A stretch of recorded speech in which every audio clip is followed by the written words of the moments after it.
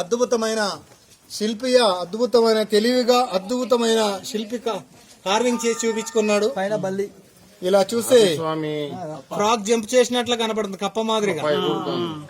పైనుంచి చూస్తే కప్ప నీళ్ళు ఎగురుతుంది.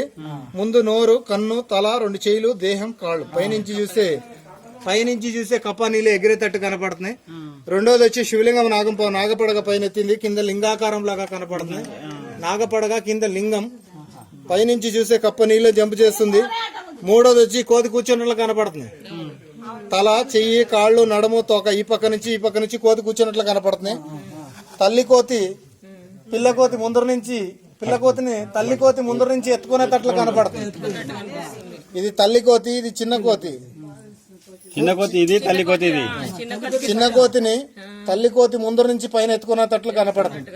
ఇంకోటి జంప్ చేసే చిన్న కోతి లాగా కనపడుతుంది. సైడ్ నుంచి కాళ్ళు, తోక, నడుము, ఇది కాళ్ళు. ఇక్కడ సైడ్ నుంచి పెద్ద కోతి కూర్చొని చిన్న కోతిని పాలిచ్చే మాదిరి కనపడుతుంది. ఇలా చూస్తే హనుమంతుడు ఎగిరినట్టు కనపడుతుంది. ఈ యాంగిల్స్ లో కింద కాలు, పైన కాలు, తోక, దేహం, చెయ్యి, తలకాయ. ఇలా చూసే పాములా కనపడుతుంది. ఇది తోక, ఇది తల, పాము వెళ్ళేటట్టు. ఇలా చూసే పాము 8 రకాలు. చూసిన వాళ్ళంతా ఎక్కండి సార్, ఇలా బంద్ పడతారా?